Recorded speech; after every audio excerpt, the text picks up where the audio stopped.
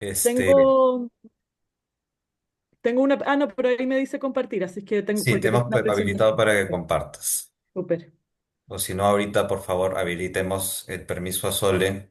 No sé si Brittany o Camila están allí detrás de Sí. cámaras. No, pero está, me aparece el botón de Ya, compartir, así que está. perfecto. Entonces vamos empezando.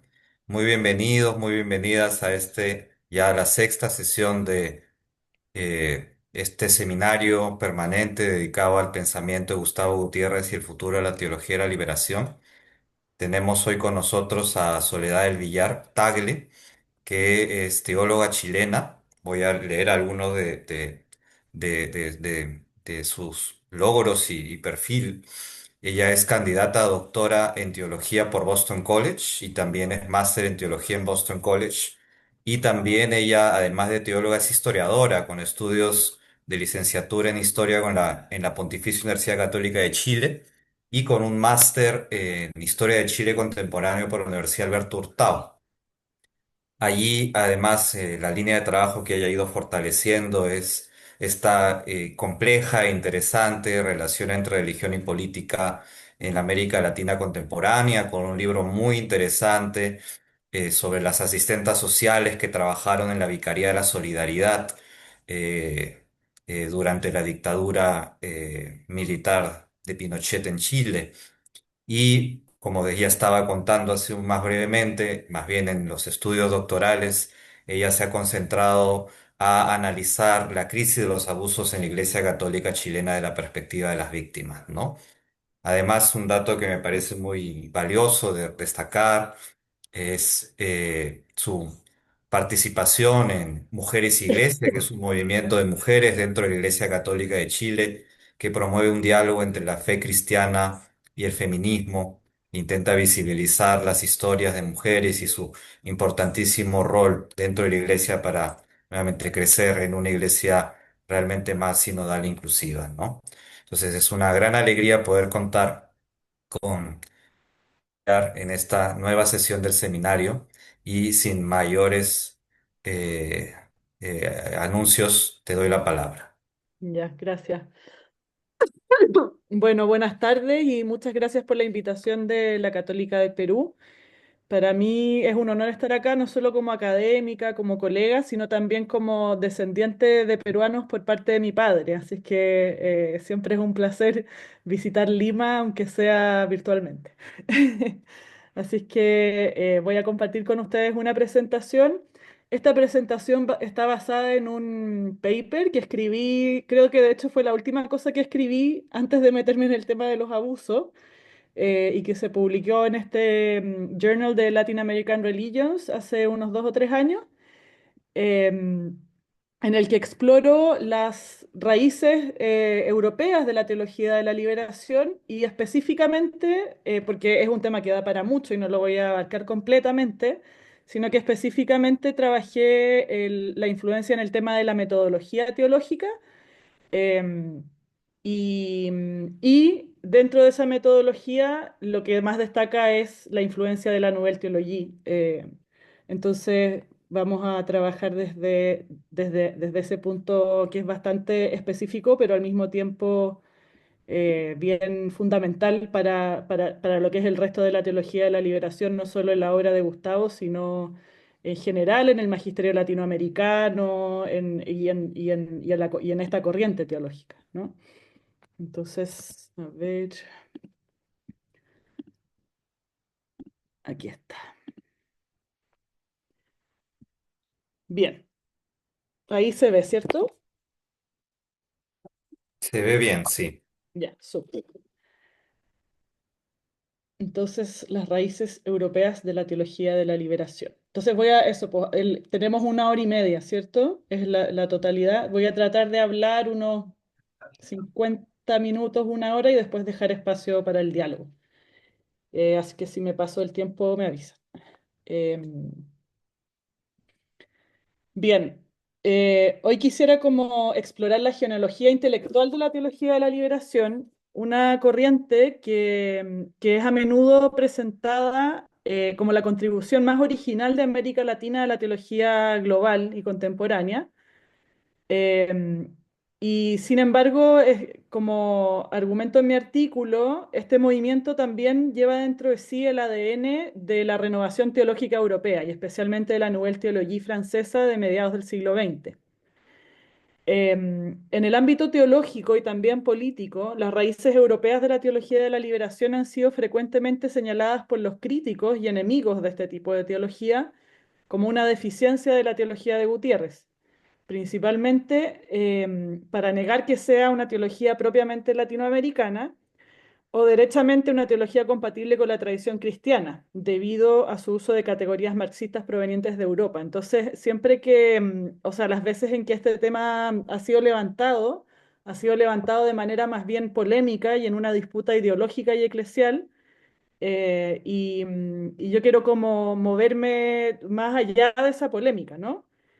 Em, Solo para dar un ejemplo, tengo ahí algunas citas, pero en el artículo, pero en una conferencia que recientemente, hace un par de semanas, organizó la Católica de Santiago y la Universidad Alberto Hurtado, me enteré, por ejemplo, de la existencia de un libro de Joseph Ratzinger de los años 70, o sea, muy cercano a la fecha de publicación de Teología de la Liberación, unos años después, un libro que nunca ha sido traducido del alemán, y en el que él argumenta, entre otras cosas, que el libro de Gutiérrez está sostenido en la filosofía de la esperanza de Ernest Bloch y otros filósofos de orientación marxista alemanes, y que dicha filosofía sería incompatible con la tradición cristiana y su herencia filosófica grecorromana. Entonces, ahí hay un argumento, como les decía, de usar las citas que hace Gutiérrez a autores europeos, las raíces de su trabajo también en su formación en Lovaina, etcétera, como una manera de desprestigiar el trabajo. em, Más que de realmente entenderlo, ¿no? Entonces, mi trabajo no se sitúa dentro de ese tipo de polémica y más bien todo lo contrario. Quiero dejar en claro que mi propia teología también se ancla muy profundamente en el trabajo de Gustavo Gutiérrez. Y mi tesis central no es que la teología de la liberación sea derivada de una teología o filosofía europeas, o que estas referencias le resten originalidad, sino que es una teología que es genealógicamente híbrida, una teología que nace del encuentro entre el Ressorgiment europeo y la experiencia histórica latinoamericana, además de otras corrientes filosóficas, económicas y sociológicas que también comparten esa hibridez. En palabras de Cadoret, que es uno de los autores que cito en el artículo, en Gutiérrez coexisten el intelectual formado en Lovaina, donde fue colega de Camilo Torres y defendió una tesis basada en Freud, y el amerindio del altiplano peruano. Entonces, para comprender su teología, necesitamos entender que es un árbol genealógico con raíces inciertas y ramas torcidas, y eso caracteriza no solo su obra, sino gran parte del pensamiento académico desarrollado en América Latina. No podemos entender nuestro pensar latinoamericano sin entender esa hibridez, ¿no? Que nos constituye. Entonces, em, comencemos también un poco por el contexto.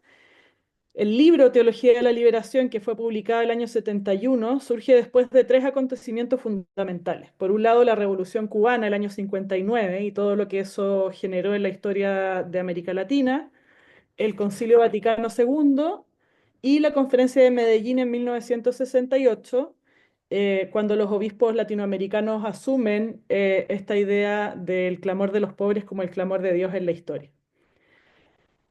La teología de la liberación redefinió la salvación como liberación histórica y social y no solo como una redención individual o que llegará en la otra vida, ¿no?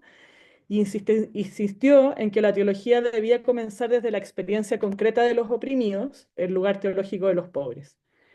Pero este desplazamiento metodológico que pone a la historia, la cultura y la experiencia en el centro de la reflexión teológica ya había sido preparado por la Nouvelle Théologie, que buscaba superar el racionalismo abstracto del neoescolasticismo que reinaba en las escuelas de teología hasta la primera mitad del siglo XX. Entonces,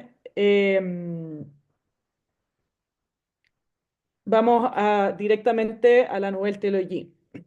Los llamados nuevos teólogos, entre ellos Henry de Lubac, Yves Congar, Marie-Dominique Chenu y Jean Danielou pertenecían a lo que algunos historiadores denominan la generación de la crisis, que surge alrededor de los años 30 en Europa, y ellos rechazaron el enfoque racionalista y ahistórico de la neoescolástica, proponiendo una vuelta a las fuentes, a la escritura, a los padres de la iglesia y a la liturgia, para reconectar la teología con la historia y con la vida humana. Aunque fueron condenados por el Papa Pío XII en la encíclica Humani Generis el año 50, sus ideas fueron después rehabilitadas por Juan XXIII y se podría decir que triunfaron en el Concilio Vaticano II, especialmente si leemos documentos como Gaudium et Spes sobre la Iglesia en el mundo y Lumen Gentium. Entonces, su recuperación del sentido histórico de la fe, de la sacramentalidad del mundo y de la Iglesia como pueblo de Dios marcó profundamente al joven Gutiérrez, quien estudió en Lyon y París durante esos años. Como escribió Chenu, la fe debe encarnarse en la historia, porque la revelación misma se despliega dentro de ella. Esta intuición se transformó en el corazón de la definición de Gutiérrez de la teología como reflexión crítica sobre la praxis histórica a la luz de la fe. Entonces podríamos decir que durante su formación en Lovaina y en Francia, Gutiérrez se internalizó en este método y en sus autores, ¿no? Y ahí hay, aquí está, hay tres autores con los que Gutiérrez cita en su trabajo Teología de la Liberación para referirse al método que me gustaría un poco profundizar y rastrear, ¿no? Las ideas y cómo esas ideas llegan a la teología de la liberación. Entonces, primero, voy a ir acá, parece que sí, de un poco de atrás para adelante, porque voy a partir con Blondel, que está ahí en esta diapositiva en el primer punto. Eh, Maurice Blondel habla de la acción como revelación de la verdad. Gutiérrez encontró en este filósofo francés que vivió desde el año 1861 al 1949, es decir, su obra es como de la primera mitad del siglo XX, una clave decisiva para articular una teología centrada en la praxis. Blondel es uno de los inspiradores de esta nueva teología y sostenía en su obra Acción, que es del 1893, que el ser humano está orientado constitutivamente hacia lo sobrenatural y que esa orientación se expresa en su obrar concreto, en su acción. Entonces, Blondel se distancia de una espiritualidad vacía y estéril y busca hacer que la especulación filosófica y teológica sea más concreta y viva, presentándola como una reflexión crítica sobre la acción. Esta comprensión permitió a Gutiérrez concebir la acción humana como punto de partida de toda reflexión teológica, afirmando que la fe se despliega en el dinamismo de la historia. La acción, tanto para Blondel como después para Gutiérrez, no es solo praxis ética o política, sino un lugar donde se revela la búsqueda humana de trascendencia y la respuesta divina. Blondel mostró que la acción humana contiene una lógica interna de autotrascendencia y Gutiérrez tradujo esa intuición en su propio horizonte latinoamericano. La acción de transformación social no es solo humana, no es solo política, sino también teofánica, una respuesta al llamado de Dios en la historia. Después de Chenú, principalmente esta idea de la teología encarnada en la historia. Gutiérrez aprendió que la teología de Chenú, que la teología no puede separarse de la vida histórica de la Iglesia. Chenú había propuesto una teología encarnada en los tiempos, que reflexionaba sobre el trabajo, la técnica, la economía y el mundo obrero como lugares teológicos legítimos. Y aunque Chenú no participó como perito en el concilio, su propuesta de una teología en diálogo con el mundo moderno influyó directamente en Gaudium et Spes y marcó profundamente a Gutiérrez, quien compartió la sensibilidad de Chenú hacia la realidad de los pobres y su compromiso pastoral con ellos, convirtiéndose en una piedra angular de su método teológico. Recordemos que Jean-Dominique, o sea, Marie-Dominique Chenú, además de teólogo, también era historiador. Y si uno va a sus artículos, él escribe mucho de la juventud obrera cristiana, de la misión de Francia, del movimiento de los sacerdotes obreros, y tiene muchos artículos como específicamente sobre cosas que estaban pasando en la iglesia francesa de su tiempo, ¿no? Y que de alguna manera anticipaban, creo yo, esta idea de la opción por los pobres. Entonces, creo que Gutiérrez radicalizó esa intuición de Chenú, que si para Chenú la historia era un espacio donde Dios se manifiesta, para Gutiérrez la historia de los pobres es el lugar privilegiado de esa manifestación. Así, la praxis eclesial eh, dentro del mundo de los pobres se convierte en el primer momento del quehacer teológico. Como él mismo describe, la teología sigue a la acción, es el segundo paso. Lo que Hegel decía de la filosofía puede aplicarse también a la teología, solo se eleva al atardecer. De este modo, la teología se vuelve inseparable de la encarnación histórica de la fe y del discernimiento de los signos de los tiempos. Y por último, Yves Congar, sobre todo en su contribución eclesiológica y la centralidad del pueblo de Dios y la espiritualidad laical. Eh, Yves Congar fue decisivo, pues él reconoce en la fe de los laicos una fuente teológica viva. En su obra sobre el laicado en la Iglesia del año 59, que dialoga mucho con la acción católica de ese tiempo, que era este gran movimiento laical del siglo XX, ¿no? Previo al concilio, propuso una espiritualidad que revalorizara la vida secular como espacio de santificación y de misión, esta idea de estar en el mundo sin ser del mundo, del Evangelio de Juan. Y esa paradoja evangélica implica que el cristiano participa en el mundo como tarea confiada por Dios y que su misión consiste en colaborar con el designio de amor divino en la historia. Entonces que eso, el espacio de, como en esa época se definía, ¿no? De la vida laical como extra eclesia, ¿no? Como fuera de lo propiamente eclesial, el mundo de la política, el mundo de la familia, el mundo de las relaciones económicas, etcétera. Es un mundo en el que el cristiano participa y en el que se puede, cierto, discernir el llamado y la tarea confiada por Dios. Entonces, Gutiérrez acoge esta visión y al afirmar que la teología de la liberación busca una espiritualidad de la vida laical que reconozca el valor religioso de lo profano y la espiritualidad de la actividad del cristianismo en el mundo. Para ambos, para Congar y para Gutiérrez, el laico, la laica, no es un sujeto pasivo dentro de la iglesia, sino un protagonista del reino en el mundo, llamado a la responsabilidad, al servicio y al compromiso con la transformación de la realidad social. Gutiérrez tradujo esta espiritualidad de compromiso en su noción de ortopraxis, donde la acción histórica de los creyentes es simultáneamente obra humana y gracia divina que debe ser discernida, ¿no? Entonces, desde el contexto del Perú y Latinoamérica, Gutiérrez tradujo estas intuiciones europeas a la clave latinoamericana. La teología no es el primer acto, escribió, sino el segundo, una reflexión nacida del compromiso y la praxis. Este giro creo que no fue solo metodológico, sino también epistemológico, pues la teología debiese comenzar con la experiencia vivida de los pobres y el compromiso histórico de la Iglesia con ellos y con ellas, leída a la luz de la escritura y del análisis histórico-social que nos permite comprenderlo. Entonces, em, ahora quisiera pasar a esta idea de los signos de los signos de los tiempos a la irrupción de los pobres. Para Chenú, los signos de los tiempos eran momentos históricos en los que el Espíritu de Dios se hace presente y exige discernimiento. Para Gutiérrez, es la irrupción de los pobres que constituye precisamente ese signo, la manifestación contemporánea de la acción salvadora de Dios. En su lectura de Gaudium et Spes, Gutiérrez entendió el llamado conciliar a descubrir la presencia de Dios en la historia, pero fue más allá. Dios no solo se revela en la historia como genéricamente, ¿no? sino también y especialmente en las víctimas de la historia. Por eso, los pobres no son simplemente un problema social, sino un sacramento de la presencia de Dios. Este desplazamiento, que es la historización radical de la revelación, muestra cómo Gutiérrez interiorizó el método de Chenú y lo llevó a su máxima expresión liberadora. También resuena con la crítica a Congar al clericalismo y con su defensa de una iglesia de comunión e igualitaria, donde la teología nazca del sensus fidelium, ¿no? Del sentir de los fieles.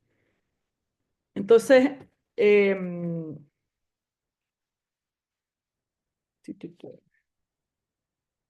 volviendo a esta idea de la teología híbrida, me gustaría decir que la teología de la liberación, por tanto, no rompe con la tradición europea, sino que la transfigura. es, como digo en el artículo, una teología híbrida o mestiza en la que el método crítico europeo se une a la praxis profética latinoamericana. La Nouvelle Theologie ofreció a Gutiérrez las herramientas conceptuales para pensar históricamente y sacramentalmente, y América Latina les dio a esas herramientas cuerpo, urgencia y esperanza.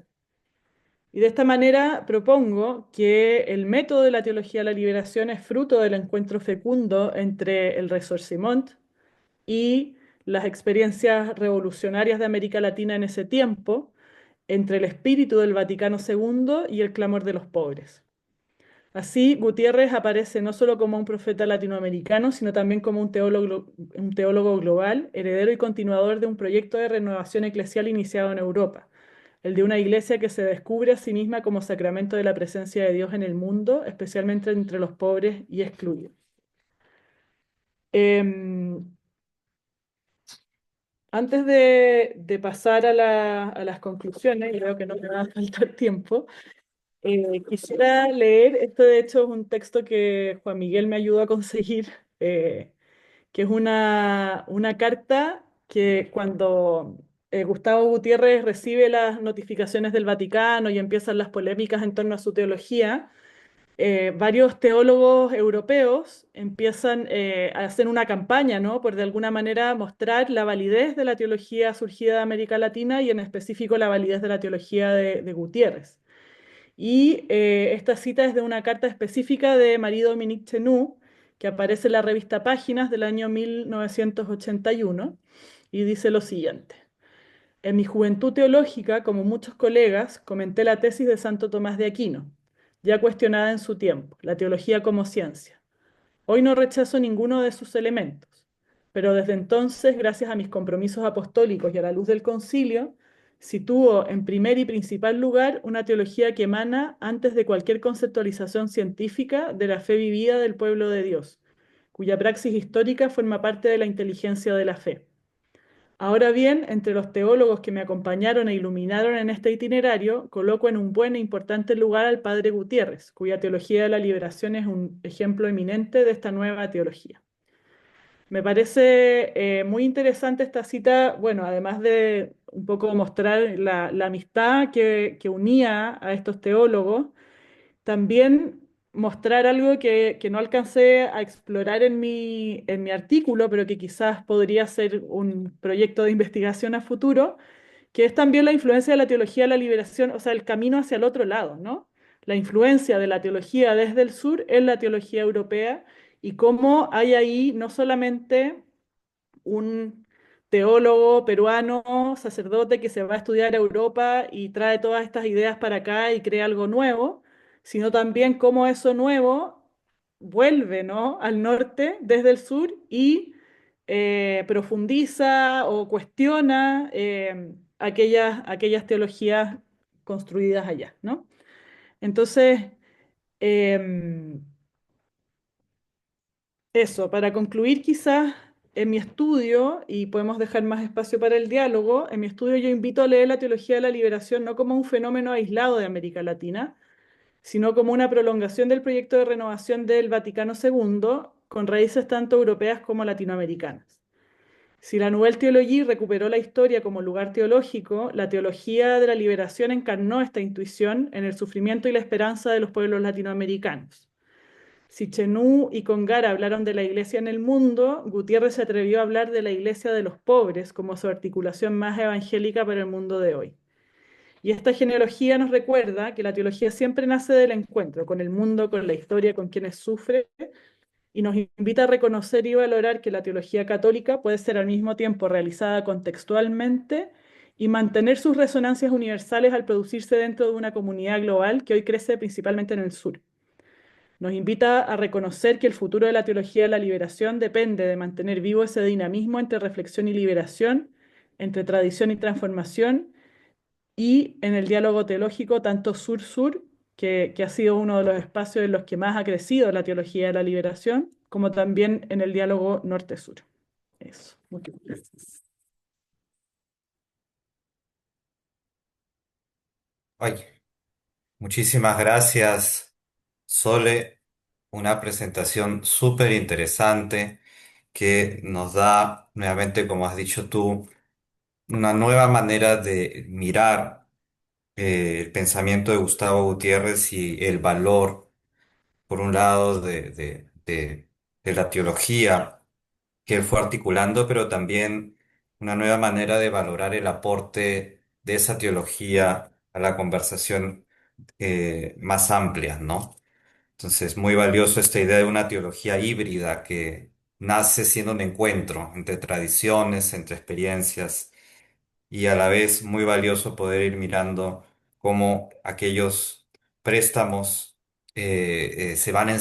aquellos préstamos de ideas o conceptos se van ensanchando desde leerlos de la propio contexto y sobre todo la propia movilización social de esos años en que Gustavo escribió Teología de la Liberación. Y de seguro vamos a tener muchas preguntas, comentarios que podemos abrir ahora. Tú has sido bastante sintética en tu exposición. Entonces vamos a tener bastante tiempo para dialogar. Podemos prender el micrófono o colocarlo como en el chat, como prefieran. Felizmente somos un grupo chico, entonces podemos también dialogar con micrófono abierto. Rosario, te escuchamos. Eh, Buenas tardes. Quiero felicitarte, Soledad, por esta de verdad trabajo de profundización de la teología y desde la vida de Gustavo, ¿no? Y coincido contigo en muchas cosas, pero hay algo que quiero resaltar de lo que mencioné en las conclusiones, ¿no? Creo que Gustavo Gutiérrez no creó una nueva teología. Gustavo Gutiérrez fue a lo esencial del Evangelio. Yo recuerdo haberle escuchado muchas veces a Gustavo que decía esto del poder, pero ese es Evangelio puro. Mm. Entonces yo creo que lo que Gustavo logró es desmantelar y desmitificar todas esas construcciones que se hicieron históricamente y de diferentes teologías y nos invitó a volver a mirar con los ojos de Dios el Evangelio y descubrir que Jesús vino y anunció el amor desde los pobres y que desde ese amor desde ellos siempre dijo, los pobres no es que sean buenos ni son los mejores, pero desde su actitud a encontrar la experiencia del amor de Dios, ¿no? Entonces creo que eso para mí es esencial y Gustavo Gutiérrez nos ayudó a volver a lo esencial del Evangelio. Es lo que agradecemos, gracias por hacerlo resaltar y porque creo que él con su teología nos volvió a recentrarnos en el verdadero llamado de Dios. Muchas gracias. Gracias, Rosario. Sí, creo que precisamente uno de los movimientos de la teología y del magisterio en esos años es precisamente, por un lado, la vuelta a las fuentes, y en este caso la retornar al Evangelio, ¿no? Y al significado de la pobreza en el Evangelio, a la manera en que Jesús vivió su vida, etcétera. Y por otro lado, esta lectura del presente, ¿no? De los signos de los tiempos, que hace relevante esa fuente, cómo hacerla relevante en el mundo de hoy. Y ese doble movimiento, que como te decía, está tanto en el magisterio como en la obra de Gutiérrez, es muy fundamental, porque una cosa no se entiende sin la otra, ¿no? El compromiso político en el hoy, el ver en la irrupción de los pobres, el ver en los movimientos revolucionarios, en las esperanzas políticas que habían en los años 60, 70 en América Latina, el llamado de Dios siempre se hace, ¿no?, a la luz del Evangelio. Eh, a la luz de la narrativa del Éxodo, etcétera. Entonces, eso creo que lo que tú mencionas es súper importante y eso también habla un poco de por qué, a pesar de todas las polémicas y lo conflictivo que en su tiempo fue afirmar este tipo de teología y que todavía resulta conflictivo en ciertos círculos, hoy día es una teología que está siendo como desde el Papa Francisco en adelante y en esta nueva encíclica del nuevo Papa León XIV, ¿no? Que habla de la importancia de los pobres para la fe. Es una teología que se sigue desarrollando y que llega a los papas, ¿no? Que se hace universal por medio del magisterio papal. Entonces, claro, es como cuando tú ves esa recepción y te das cuenta de que esta idea de opción por los pobres, que surge de la teología de Gustavo y de su compromiso, se universaliza de alguna manera por medio de estas voces magisteriales, te das cuenta de cómo está entretejida esa opción dentro del Evangelio y cómo eso se, se recibe y se proclama desde el centro de la iglesia para el resto del mundo. Hay como un reconocimiento, ¿no? Eh, de ese legado.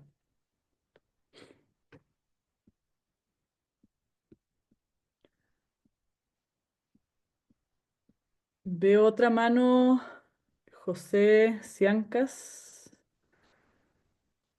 Muchas gracias, Sole. No sabía si Juan era el que iba a dar Sí, yo la tampoco, palabra, pero bueno, pero me lancé. este, a- agradecer igual que Rosario este trabajo que has realizado. Ojalá podamos leerlo aquí, tener ese gusto de poder leerlo y saborearlo.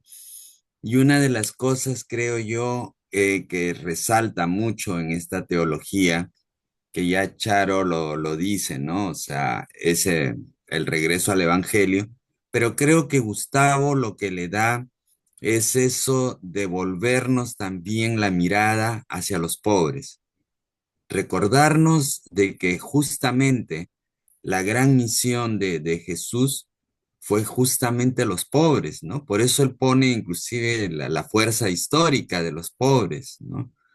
Uno de sus libros, porque nos recuerda de que son ellos, ¿no? El objeto el objeto y los sujetos, en realidad, del reino, que muchas veces la iglesia nos descentramos y nos olvidamos de ellos para un poco más vincularnos al poder, ¿no?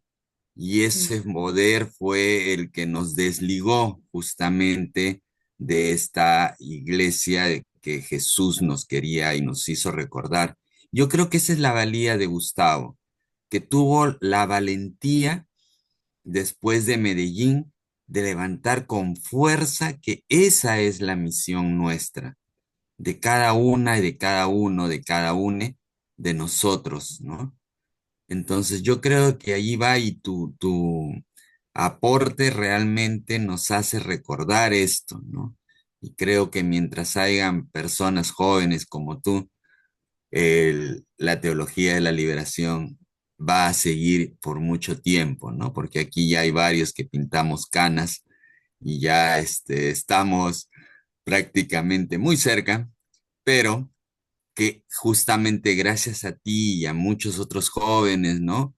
Que están aquí presentes, Rolando, el mismo Juan y otros que no, si sigo mencionándolos, me canso, va a seguir esta teología y no va a morir a pesar de que muchas lo quieren cerrar, ¿no? O apagar sus voces, pero creo que esa fuerza histórica del pobre seguirá siendo realmente la que nos llame a seguir avanzando en esta iglesia. Gracias, Soledad. Voy a decir solamente que ya no estoy tan joven, pero como me dijo un compañero teólogo el otro día, nos queda mucho tiempo por ser jóvenes en la iglesia, los que somos menores de 60.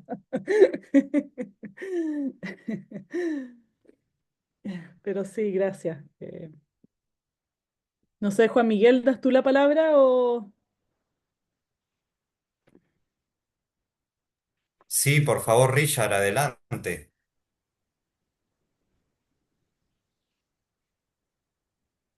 Vemos a Richard habiendo levantado la Sí. mano. Richard, ¿Escuchan? ¿escuchamos? ¿Me escuchan? Ujú. Sí, ¿qué tal? Gracias por la exposición, muy interesante. Yo tengo yo dos ideas que están medias entrecruzadas, voy a tratar de plantearlas, porque por un lado hay una crítica a la teología de la liberación de que no es latinoamericana, sino una adaptación, digamos, europea, en el sentido de decir que es impuesta, ¿no? No Mm, emergida de América Latina. Pero por otro lado, yo recuerdo una entrevista, si no me equivoco, quizá me puedan corregir, donde Gutiérrez también dice que la teología de la liberación nace en Latinoamérica, pero que no lo consideraría latinoamericana, ¿no? En el sentido de que si fuera así, solo serviría aquí o mm, fuera aplicable solamente en América Latina. sino más bien es una teología centrada en el Evangelio, pues eso es eso es hacer teología, ¿no? Y por lo tanto es universal, ¿no? Teniendo en cuenta estas dos ideas, mi pregunta es cómo reflexionar, ¿no? Sobre la base de tu investigación cuando nos enfrentemos, digamos, a este tipo de Mm, críticas, ¿no? Eso es mi pregunta, gracias. sí.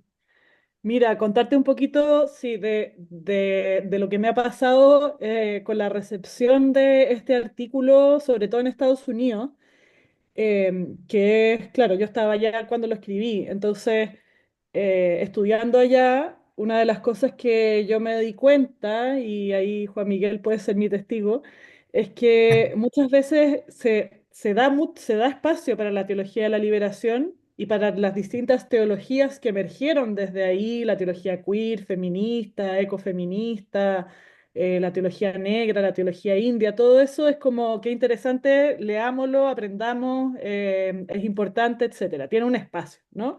En las escuelas de teología del norte. Pero muchas veces decir, por ejemplo, que es un poco lo que estaba diciendo Gustavo, ¿no? Esto es solo contextual, o esto es solo, o sea, decir esto es latinoamericano, es decir, bueno, solo se aplica allá.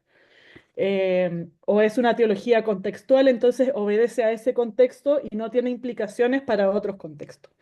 Y la verdad es que en ese sentido, em, por un lado, lo que yo quise hacer al mostrar estas raíces europeas, es decir, que es una teología en diálogo con otras teologías que surgen desde el norte y que sí tienen esta pretensión de universalidad, aunque no lo son tampoco, porque también obedecen a su contexto del norte, pero que también es eso, es una teología que si bien nace desde un contexto, está en diálogo con otras teologías que nacen de otros contextos y también tiene dimensiones que son universalizables en cierta medida, ¿no?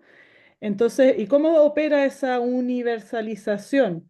No desde una generalización o pensar, por ejemplo, que la pobreza en el Perú es igual a la pobreza en algún país en África o en Asia. Hay una complejidad ahí de la cual hay que dar cuenta, o que o que la liberación es igual para todos los grupos sociales o en todos los periodos históricos, sino más bien ir viendo cómo esos, por decirlo así, principios que emergen desde la teología de Gutiérrez, también resuenan en otros contextos, incluso en otras tradiciones. O sea, pensemos que después de la teología de la liberación que emerge en América Latina, surgen también teologías de la liberación en el judaísmo, en el islam, en el budismo. O sea, grandes tradiciones religiosas del mundo, no solo el cristianismo, han intentado leer su propia tradición desde una perspectiva liberadora. Entonces, ahí es cuando tú ves ese salto quizás a la, entre comillas, universalidad, pero no una universalidad definida desde arriba, desde como siempre la hemos conocido, ¿no? Desde Europa, desde el sujeto blanco, privilegiado, que impone su mirada del mundo al resto, ¿no? Sino una universalidad que surge desde abajo, desde los contextos y desde el diálogo entre esos contextos. Y también, por otro lado, algo que yo creo que aparece con mucha fuerza, por ejemplo, en la teología de John Sobrino, que cuando él escribe su Cristología, no solamente le está escribiendo a la gente del Salvador, ¿no? Él también le está escribiendo a la gente del primer mundo, diciendo la pobreza, la violencia que experimenta el contexto en el que estoy yo, que es el latinoamericano, que es el salvadoreño, no es artificial, ¿no? Es producida también por el norte rico que acumula, que explota. Entonces hay ahí una, bueno, lo mismo de la que emerge, que en la obra de Gustavo él la articula en ese tiempo con la teoría de la dependencia, ¿no? De que la pobreza del sur responde a la acumulación del norte. Y en términos económicos.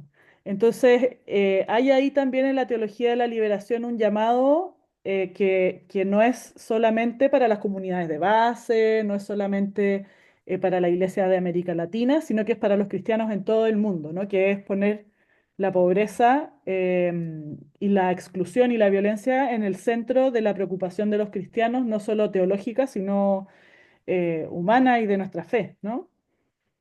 Así que por ahí iría yo. Y de hecho, una de las cosas que, eso, como les decía, personas que han leído mi artículo, desde el contexto del norte, me han dicho es precisamente claro, que el artículo les ha ayudado a decir eso, la teología de la liberación es parte de nuestra tradición teológica en general, ¿no? Y tiene algo también que decirnos y tiene su legitimidad dentro también de estos espacios teológicos de Europa, de Estados Unidos, del mundo noratlántico. Súper interesante la conversación, en verdad. Rodrigo Valencia también ha levantado la mano y Rosario parece que le has despertado algo nuevo. Rodrigo, te escuchamos. Sí, buenas tardes. Primero saludar a la expositora por su interesante exposición. Usted comenta, por ejemplo, que, digamos, este circuito de Blondet, Congal y Chenu vienen de este círculo en Francia. Pregunto porque, digamos, viendo otros temas, post Revolución Rusa, hay una población de, digamos, de teólogos ortodoxos liderados por Bulgakov que migran, que huyen de la Revolución de Rusia a Francia y entablan una conversación con los teólogos católicos en esta región. Quiero saber un poco si estos teólogos de estilo Bulgakov, que es una suerte de proto-teología cristiana socialista, influencian en estos teólogos que influencian la teología de liberación o no hay una relación. O en todo caso, si en todo caso Gutiérrez llegó a leer a Bulgakov, es mi pregunta en general. Mm. Sí, mira, qué interesante, porque justo mi compañera de cubículo en Boston College es es Sarah Living Moses, que es una teóloga ortodoxa que hizo toda su tesis sobre Bulgakov. Yo no sé si Gustavo Gutiérrez habrá alcanzado a leerlo. Sí sé que lo mismo que dices tú, ¿no? Que hay un diálogo entre esta renovación teológica en Francia y estos ortodoxos inmigrados. Ahora, claro, y recuerdo algunos compañeros en el doctorado, incluido Sara, que rastrearon, ¿no? esa mutua influencia, pero no sé cómo llega hasta Gustavo, ¿no? Hasta ahí me pierdo. Em, sí, eso. Creo que sí, quizás una cosa que puedo decir es que en esto de volver a las fuentes, la teología ortodoxa es muy perita, ¿no? Y la de Bulgakov también en los padres de la iglesia, ¿no? En los primeros siglos. Y ahí hay en el fondo, los padres de la iglesia antes de la decisión entre Oriente y Occidente, ¿no? Antes de que se transformaran finalmente en dos iglesias. Entonces, hay ahí un patrimonio común al cual la teología del Risorgimento, la Nouvelle Théologie y el concilio vuelven, y en ese volver a esas fuentes, sin duda la teología ortodoxa de personas como Bulgakov es muy útil, ¿no? Entonces, no es solo, por ejemplo, el método histórico crítico, que surge del ámbito más bien protestante y en Alemania, como método para leer la Biblia, sino también está este otro lado desde el cristianismo ortodoxo.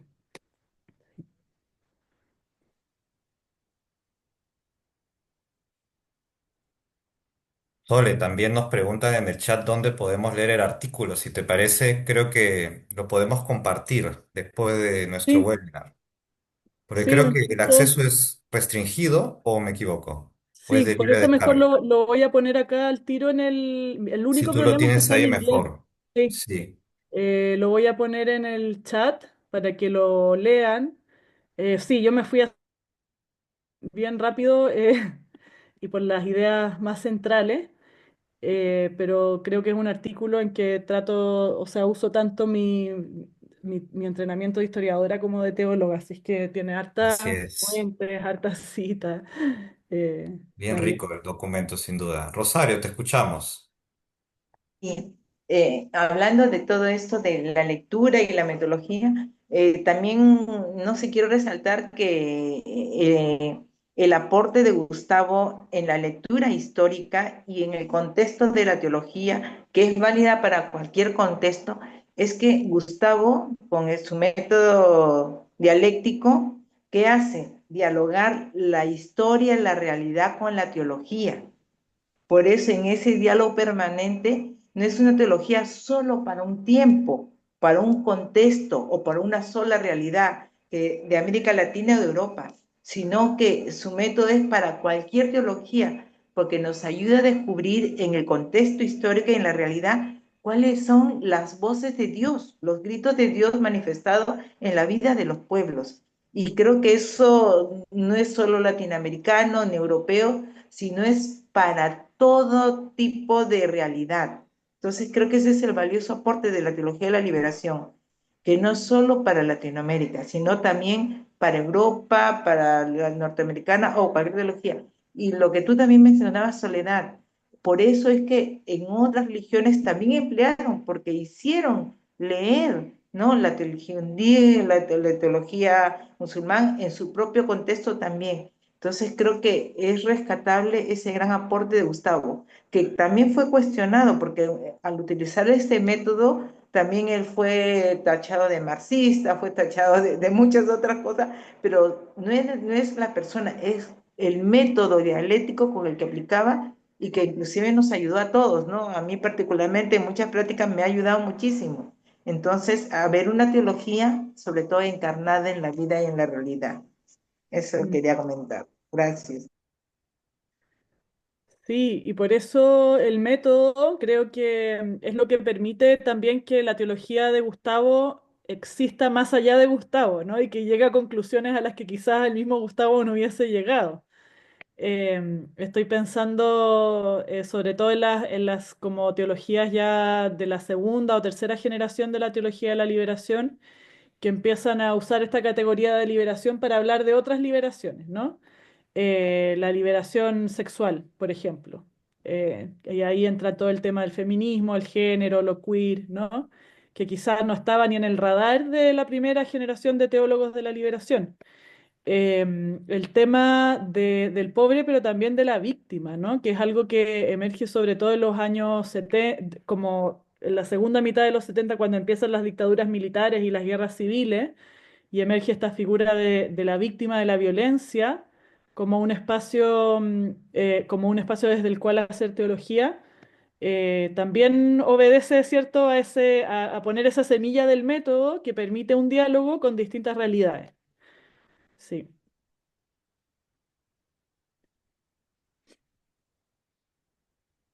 Claro, acá David dice la Carlos Antigua Lozano. también tiene la mano levantada. Te escuchamos, David. Qué gusto que Sí. te conectas. Qué gusto estar. Gracias. Hola, Soledad. Mucho gusto y Juan Miguel, nos vemos en próxima semana, Así es. pronto aquí, hablando sobre Gustavo. Y bueno, esta presentación es magnífico, me gustó mucho y también tengo el artículo aquí y muy interesante. Y tengo primer comentario sobre qué estamos hablando y las respuestas y conversación que es mucho riqueza. Y es sobre la cuestión como el tema de su artículo que hablaba Soledad, que para Gustavo él quiere, claro que es contextual su teología, pero en una manera muy importante para decir que es como tiene visión universal o global, podemos decir, porque está en diálogo con estas otras teologías de Europa y diferentes partes del mundo. Y creo que una manera de explicar la importancia de la teología de liberación en el, como vista global y universal es la importancia y la recepción entre la asociación ecuménica Mm, de teólogos del tercer mundo. Y porque ahí mm, yo creo que la conversación se sigue de una perspectiva del global sur, pero en diferente contexto, hablando de diferentes modos de liberación y ahí como empieza la conversación en un sentido global. Entonces, solamente comentario para decir, para poner un poco más que estaba ya diciendo sobre el método y la importancia del método en otros continentes y países. La pregunta es sobre la pobreza que vemos ya en Gustavo y Medellín, están hablando de diferentes pobrezas, de material, pobreza espiritual, pero ahí yo creo que lo más importante para el contexto de Latinoamérica y la contribución para la Iglesia Universal, podemos decir, la pobreza de voluntad o evangélica, Mm, porque para mí la pobreza ya estaba en el Segundo Concilio Vaticano. El grupo de la Iglesia de los Pobres que estaba reuniendo durante el concilio y Chenu y Congar, esta parte de la conversación, claro.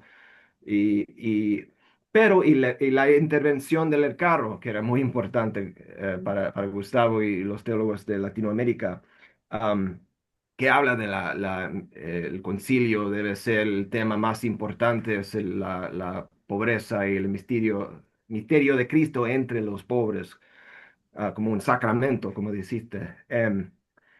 Pero en ese sentido, cuando el Caro, por ejemplo, que ahora quiero decir también que el Papa León XIV habla de la intervención del Caro en la nueva exhortación, que es muy interesante. Debe ser muy, muy feliz, Padre Gustavo, en el cielo, viendo eso.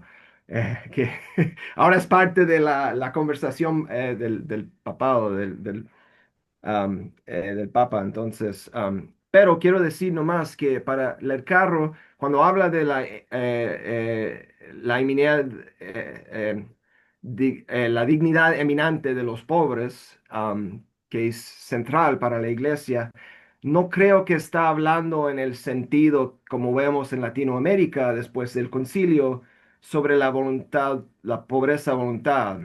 Entonces mi cuestión es que Chenu Congar habla más de eso porque son dominicos, saben la vida de pobreza. Y no sé si sabes, en los trabajos de ellos ya están hablando en una manera que, bueno, Congar habla de la reforma de la iglesia viniendo de las perspectivas de las periferias y los pobres en ese sentido. Pero para mí la fuerza evangélica de los pobres, eso es algo que vemos con Papa Francisco y Evangelii Gaudium, ese sentido es muy profundo, muy fuerte. Entonces, no sé si puede decir más sobre ese contacto entre los dominicos y Gustavo en ese punto. Gracias. sí, sí, voy a tratar de, sí, ahí fui anotando algunas ideas. Creo que claro, que esta idea de la reflexión en torno a la pobreza también, pensando en el contexto latinoamericano y europeo, que antes del concilio hay un diálogo muy fuerte ahí, sobre todo en torno a la doctrina social de la Iglesia, ¿no? Y entonces ese diálogo como antecede a Gustavo, está en paralelo a la Nouvelle Theologie, pero tiene que ver más eso con la doctrina social de la Iglesia.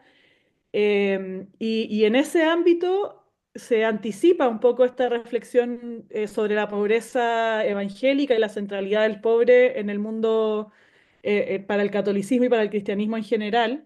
Y ahí quizás podría hacer referencia brevemente a una figura que es muy importante en Chile, que es el padre Alberto Hurtado, que después fue canonizado, ¿no? Y que muere muy tempranamente el año 52. Entonces no alcanza a ver lo que viene después, ¿no? Y él, al final de su vida, que él fue un gran promotor de la doctrina social de la Iglesia en Chile, si bien no fue sacerdote obrero, sí estuvo muy interesado en lo que hacían los sacerdotes obreros en Francia, conocía la Nouvelle Theologie en sus primeros desarrollos, y él en sus últimos escritos habla de que quiere escribir sobre tres cosas: el sentido de Dios, el sentido social y el sentido del pobre para el cristianismo. Alcanza a escribir sobre las primeras dos, sentido de Dios y sentido social, pero no alcanza a escribir sobre el sentido del pobre. Entonces, ese dato simplemente, y este diálogo Europa-América Latina por medio de la doctrina social de la Iglesia, habla de cómo el mundo de la pobreza desde antes de Gustavo ya estaba siendo muy central para la renovación del catolicismo, también para la acción católica. Pensemos en la acción, una de las grandes preocupaciones también, a propósito del Papa, los papas León, ¿no? Del León XIII, habla de cómo el cristianismo fue perdiendo al mundo obrero, ¿no? Entonces ahí hay también una preocupación porque de alguna manera el cristianismo se está desapegando de las masas y al desapegarse de las masas de los problemas más urgentes de la sociedad de ese tiempo. Entonces creo que hay ahí algo, no específicamente de la Nouvelle Theologie, pero del ambiente en el que surge, que ya está anticipando o intentando primero una acción y después una reflexión en torno al tema de la pobreza, en torno al tema del mundo obrero, las relaciones económicas y cómo el cristianismo puede tener una palabra que decir en ese espacio. Y eso es como un poco de más larga duración y a veces una raíz que, de nuevo, como hemos enfatizado tanto, y aquí estoy hablando más como historiadora que como teóloga, desde la historia hemos enfatizado más la novedad de la teología de la liberación, nos hemos perdido de ver esas raíces de más larga duración que están en América, tanto en América Latina y en Europa, y en ese diálogo fecundo, sobre todo por medio de la doctrina social de la Iglesia y de la acción católica, y de cómo estos movimientos circulan, ¿no? Y las ideas dentro de esos movimientos circulan. Ahora, claro, dentro del mundo de los dominicos y del mundo más, ya más de la vida religiosa, está este concepto de la pobreza evangélica y de la pobreza voluntaria, ¿no? Que que de alguna manera es entender que los cristianos tenemos esa vocación, y especialmente los religiosos hacen un voto de pobreza, ¿no? Esa vocación a abrazar la pobreza como una forma de vida colectiva y individual en el caso de la vida religiosa, ¿no? Y cómo de alguna manera ese llamado que vive la vida religiosa también tiene consecuencias para los laicos y para el resto de los cristianos, ¿no? Yo creo que una de las cosas que hace, por ejemplo, el movimiento de los sacerdotes obreros, que Chenú va documentando, es precisamente decir, bueno, esta pobreza evangélica a la que estamos llamados a vivir como religiosos, tiene que ser vivida en diálogo y en comunión con la pobreza de las personas que no eligen ser pobres, ¿no? Entonces, ahí el movimiento de los sacerdotes obreros al mundo obrero, no solamente como este impulso por, bueno, vamos a evangelizar un mundo que está distanciado del cristianismo y que está abrazando otras ideologías, sino también de decir, bueno, la pobreza evangélica que es demandada de la vida religiosa no puede ser solamente una pobreza puertas adentro o una austeridad personal, sino que tiene que estar en diálogo con el mundo de los pobres. Y eso yo creo que se prefigura, como te iba diciendo, en el movimiento de sacerdotes obreros, un movimiento con el cual sobre todo Chenú tuvo mucha relación y mucho diálogo, y que después se desarrolla con mucha más fuerza en América Latina, ¿no? Entonces ya no es una pobreza evangélica quizás solamente como un compromiso religioso, individual, o incluso quizás que estaba ya convirtiéndose en algo abstracto, sino que se concretiza en esta solidaridad, de nuevo, con las personas que no eligen ser pobres. Por ahí no sé si... No, súper interesante, muchas gracias. Sí, no, súper interesante porque creo que una de las fortalezas del enfoque que trae Sole es esta reconstrucción histórica, ¿no? Que nos permite entender estas ideas y cómo se van generando y cómo hablan de debates que ya se han dado en las décadas anteriores, ¿no? Entonces, y por supuesto respondiendo a nuevas circunstancias y contextos, pero que son preocupaciones que la Iglesia va cultivando en esta compleja historia de francesa, ¿no? Sí, Sí, entonces allí hay una lectura de larga duración, así como una lectura de mirar cómo están conversando estos distintos continentes. Me animo a leer un comentario que ha llegado en el chat de Leonora Díaz, que nos dice, gracias Soledad, con gran claridad nos ilustras cómo lo híbrido nos habita hondamente.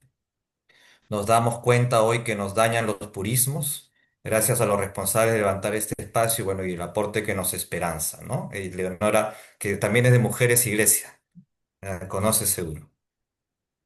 nos Yo, conocimos hace poquito en persona.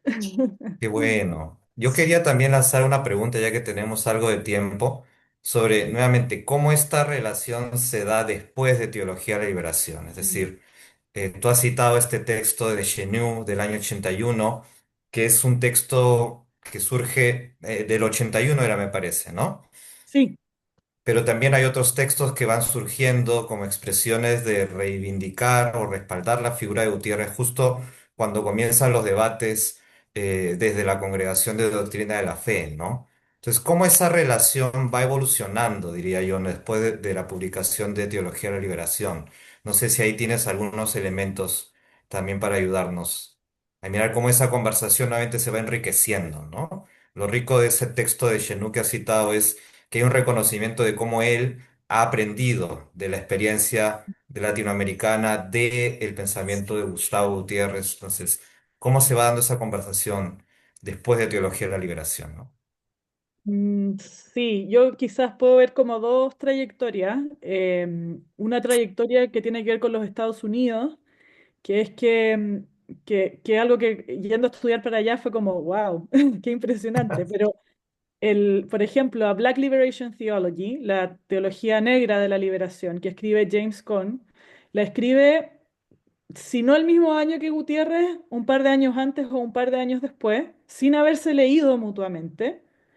Eh, pero uno lee un enfoque muy similar, ¿no? También está ir atrás hacia recuperar, por ejemplo, la narrativa del Éxodo, ¿no? Y ya, entonces ahí hay una teología que surge al mismo tiempo desde otro contexto y también las teologías feministas, ¿no? Que surgen en esa misma época y también sobre todo en Estados Unidos y en Alemania. Entonces surgen estas tres teologías que podríamos hoy día identificar como liberadoras desde tres contextos distintos: América Latina, el mundo afroamericano en Estados Unidos y el mundo de las mujeres en el primer mundo inicialmente, pero después se expande. Y entonces un primer camino quizás que viene después, junto con el que menciona David de los teólogos del tercer mundo, Ujú. es precisamente hacer estas tres teologías que surgen al mismo tiempo y tienen un espíritu similar, pero surgen desde contextos distintos, hacerlas dialogar, ¿no? Entonces yo creo que ahí hay una primera, como un primer diálogo norte-sur que sería súper interesante como de rastrear. Yo he rastreado un poquito lo feminista. Y después hacia Europa, claro, ahí yo creo que también se establece un diálogo muy fecundo, sobre todo con esta rama de la teología después de Auschwitz, ¿no es cierto? Ujú. Jürgen Moltmann, Metz, y ahí hay un diálogo también y una contribución mutua muy importante que valdría la pena rastrear. Ahora, claro, como teológicamente uno puede encontrar las conexiones y sabe que hay diálogo, ¿no? Y uno va no sé, a Concilium como revista académica y esa revista es testigo, ¿cierto?, de esos diálogos ocurriendo en tiempo real. Ahora, históricamente sería interesante también rastrearlos, ¿no? Cómo se dieron, en qué contextos, no sé, como un poco hacer la historia intelectual también. Em, Como te decía, yo he hecho un poquito sobre el tema de feminismo y teología de la liberación. Ujú. Hay, por ejemplo, un dato así, solo para dar una perlita. El, Cuando fue la conferencia de Puebla, el año 79 o 78, que fue la conferencia episcopal, la reunión de la conferencia episcopal latinoamericana que vino después de Medellín, en la que se profundizó en esto de la opción por los pobres.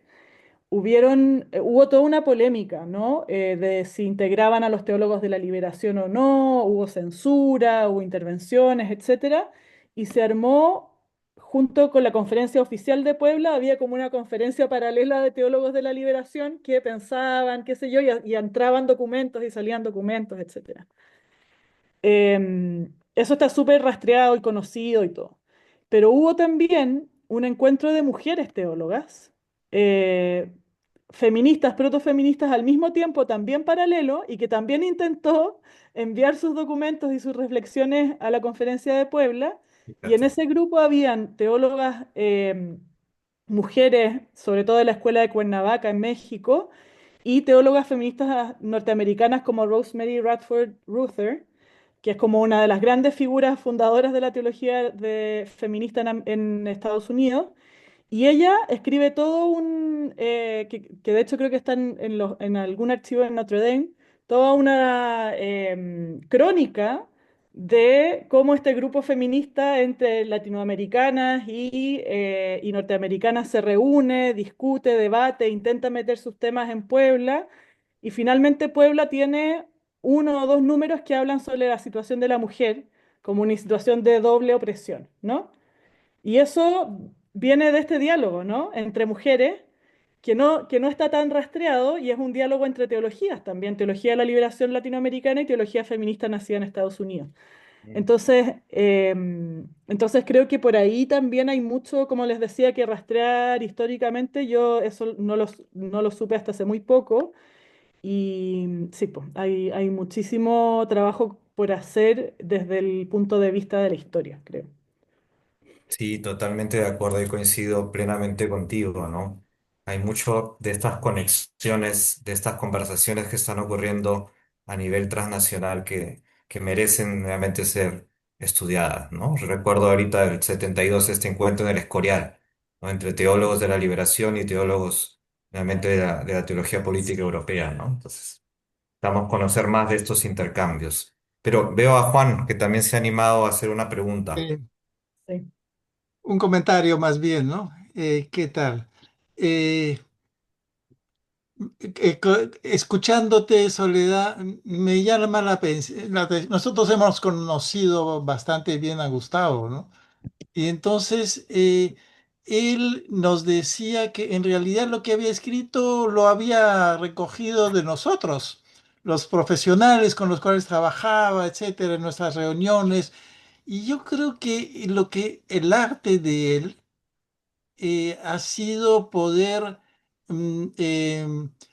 trabajar desde todo, o sea, tenía muchos vínculos en muchos sentidos, no solo en el mundo, sobre todo, no solo en el mundo académico, sino también con el mundo popular. Siguió hasta el final cuando pudo en su parroquia del Rímac, en Lima, el barrio pobre de Lima, ¿no? Y eso para él era fundamental. Y entonces se alimentaba mucho de todo. Y hay una cosa bien central que está en sus escritos también, que se expresa, digamos, en su relación con José María Arguedas en torno al tema del sufrimiento del pueblo, del mundo indígena, digamos, del que habla José María Arguedas, ¿no? El escritor. Eh, entonces, estaba revisando su libro, hay que ver en ese sentido su libro Entre las Calandrias, o su libro Hablar de Dios desde el sufrimiento del inocente. Entonces yo creo que para él es la búsqueda en lo particular, y puede ser del mundo indígena, pero puede ser del mundo pobre en Lima, o puede ser del mundo negro o de las mujeres, ¿no?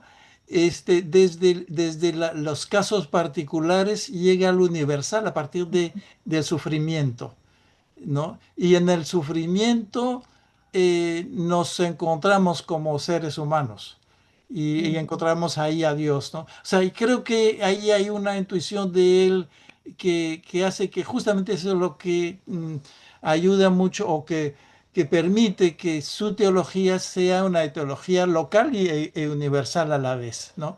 O latinoamericana y también universal porque está centrada en las personas y en el sufrimiento de las personas y de los pueblos, ¿no? Y en su último libro, que es Vivir y Pensar el Dios de los pobres, primero vivirlo, ¿no? este, y tiene capítulos donde en todas partes habla de las diferentes formas de liberación, ¿no? A veces sí la he criticado porque al principio estábamos centrados en los trabajadores, en la pobreza, vinculado al mundo más bien material de la pobreza, pero lo que has hablado sobre las mujeres, por ejemplo, está todo el tiempo en ese libro. En todos los capítulos lo recuerda, que hay muchas formas de liberación que son necesarias, ¿no? Y todo tiene que ver con el sufrimiento o digamos, el tema de la injusticia, que no es algo, o sea, la situación de los pobres en la forma que sea de pobreza, no no es algo natural, sino es algo creado por los seres humanos, ¿sí? O por las estructuras injustas de la sociedad, etcétera, ¿no? Eso creo Ujú. que es central y esto lo hace universal, me parece. Él siempre hablaba de los pobres, pero también de los insignificantes. Mm, llama mucho la atención, a veces no se retoma mucho eso. Los vulnerables y los descartados, decía Francisco. Gustavo usaba mucho la palabra los insignificantes. mm. Ahí lo dejo. Tomo de esa última reflexión, porque, claro, si uno piensa bíblicamente, eh, en la Biblia aparece la categoría del pobre, pero también el huérfano y la viuda, por ejemplo, el migrante, ¿no? Ujú. Entonces, incluso desde lo bíblico, uno puede expandir esta noción de pobreza y sacarla solo de lo económico y darnos cuenta eso, pues la viuda, por ejemplo, es como el paradigma de la mujer abandonada que no se puede valer por sí misma porque no tiene un hombre que la proteja, ¿no? Y el huérfano es similar, ¿no? El migrante pasa algo parecido en el sentido de que no tiene las redes que tiene la persona que es local del lugar, ¿no? Entonces, claro, es un poco la persona insignificante, la persona despreciada, el que sufre, la víctima. Hay un montón de palabras como afines a la palabra pobre, desde las cuales la teología de la liberación puede desarrollarse y se ha desarrollado a partir del trabajo de Gustavo. Y por otro lado, creo que esto que mencionas, Juan, de este diálogo, este puente entre el mundo académico y el mundo de lo popular. O sea, en ese sentido, ustedes que lo conocieron, yo solamente lo vi una vez cuando ya estaba muy viejito. em, Ustedes lo saben mejor que yo, de que la teología de Gustavo no solo fue construido en aulas académicas, ¿no? Sino que fue construida desde su compromiso pastoral, desde su trabajo entre los pobres, y no solamente como hago mi trabajo acá y converso allá, sino que el diálogo se daba ahí, ¿no? En eso, hace poco escuché al profesor Leo Guardado de la Universidad de Fordham decir que una de las fuentes como poco exploradas del trabajo de Gustavo es precisamente la oralidad, y que hay mucho, mucho, mucho recopilado de sus cursos, con gente de comunidades de base de toda América Latina, y cómo en esos cursos se puede rastrear, ¿no? Este diálogo. Yo al final en mi trabajo rastreo los libros, ¿no? Pero Gustavo es mucho más que los libros que escribió. Y su teología bebe de mucho más fuentes que las fuentes de teología académica formal, ¿no? Entonces, eso, como de nuevo así poniéndome mi sombrero de historiadora, creo que poder transmitir esa historia, rastrear esa historia en la oralidad, es algo fundamental para seguir conociendo la figura de Gustavo y que ese conocimiento de la figura de Gustavo trascienda el grupo que lo conoció en persona y pueda ser como de alguna manera traspasado a las nuevas generaciones. Tremendo reto el que nos plantea esta conversación de hoy, con muchas preguntas que se abren, con temas posibles de investigación y sobre todo también con la confirmación de algunas convicciones que nos acompañan, a quienes, bueno, seguimos la trayectoria de Gustavo y la trayectoria de Teología de Liberación también como criterio orientador para nuestro trabajo, tanto pastoral como académico, ¿no? Y sobre esto último que decía Sole, me parece también bueno contar de que en efecto la próxima semana se va a inaugurar este archivo de conferencias de Gustavo Gutiérrez, eh, que va a ser accesible a través de la Universidad Notre Dame, del Instituto Bartolomé Las Casas y de la Universidad Católica. De tal manera que vamos ahí a tener acceso a una fuente que nuevamente nos va a seguir ayudando a conocer a Gustavo y sus ideas y sobre todo también sus vínculos que son determinantes para entender lo primero, ¿no? Entonces ahí seguro recibiremos mayor información ya cuando este archivo esté accesible. Seguro ya te veo ahí interesada en querer consultarlo. Este es un proyecto que ha implicado muchos años de trabajo, liderado por Carmen Lora, directora del Centro de Estudios y Publicaciones, la editorial que publica los libros de Gustavo, y que va a haber, nuevamente, va a salir a la luz la próxima semana. A eso estaba remitiendo David Lantigua, que es profesor de Notre Dame. Y la próxima semana sale este archivo después de una reunión que va a haber allí, ¿no? Entonces, todos atentos. Nada, me Y parece que hemos una, sacado. Dime. y una última pregunta, no sé, porque quedan como 10 minutos, ¿no? Sí, iba justamente a Ah, preguntar ya, si alguien más estaba. Veo a Carlos Lozano que ha puesto ahí en el chat. ¿Podríamos sí. pensar en los laicos como sujetos de opresión frente a la economía que mata? También la dinámica eclesial frente al clericalismo. Ya, es que me gustó esa pregunta porque mi tesis va para allá. Dale, entonces. Claro, sí, creo que sí, que es necesario pensarlo en esos términos. Ahora, es una perspectiva que ha sido avanzada por la eclesiología en América Latina, pero fuertemente resistida y censurada. Y voy a explicar por qué.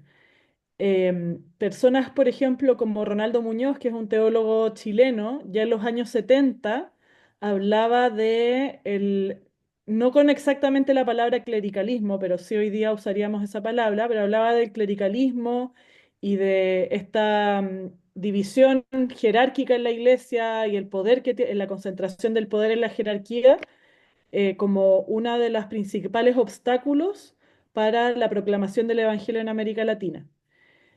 Personas como Leonardo Boff, también a partir de su trabajo con las comunidades cristianas de base y todo un trabajo etnográfico que él hace escuchando a las comunidades, también intenta eh, hacer un análisis, en su libro Carisma y Poder, hacer un análisis sobre el tema del poder en la iglesia en América Latina y del carisma del Espíritu Santo y cómo el carisma para él y el poder como, ya no como un poder que se ejerce desde arriba, sino el poder del espíritu surge desde las comunidades, ¿no?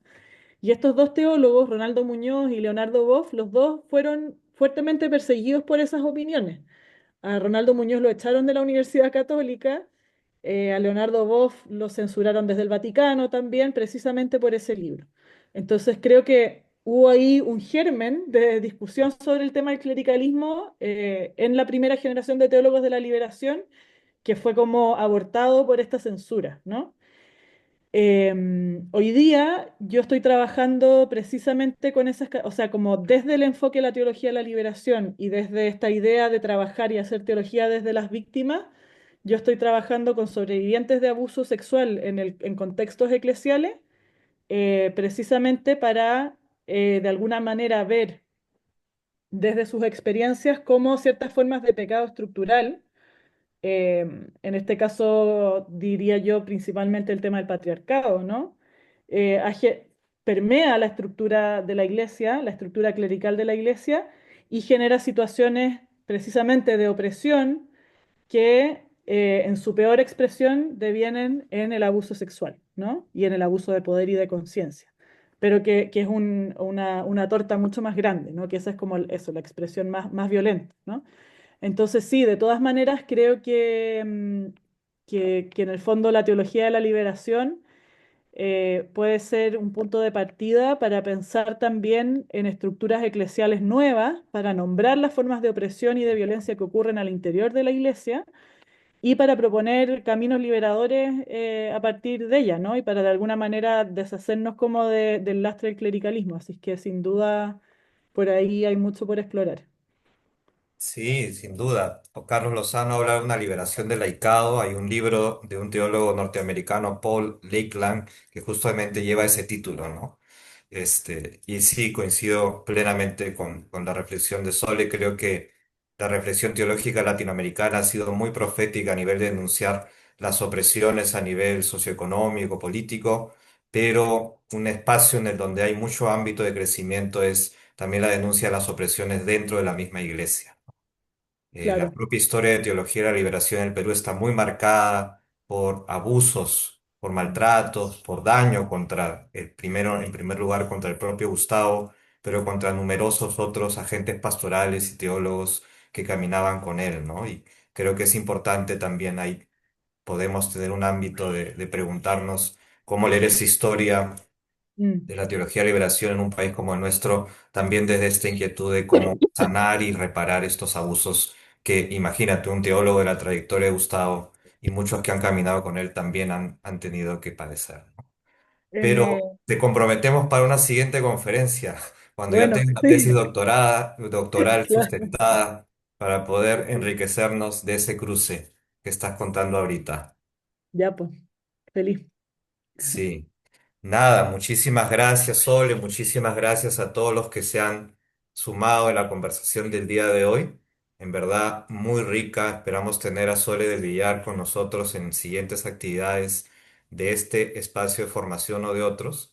Y invitarles a la última sesión del seminario que tendrá lugar el lunes 17 de noviembre, también al mediodía, que será una conferencia de Raúl Segarra, profesor de Harvard Divinity School, pero también nuevamente peruano y alguien muy cercano a Gustavo Gutiérrez, que va a reflexionar sobre la relación entre teología de la liberación y el pensamiento decolonial, ¿sí? ¿Cuál es la posibilidad de diálogo, los encuentros y desencuentros que hay desde su lectura? Va a ser una conferencia presencial, pero se podrá seguir también a través del Facebook del Departamento de Teología. Ya de seguro, si no han recibido la invitación, la recibirán muy pronto. Muchas gracias por habernos acompañado y hasta nuestro siguiente encuentro. Muchas gracias. Chao, gracias a Muchas ustedes. Que gracias. estén bien. Chao.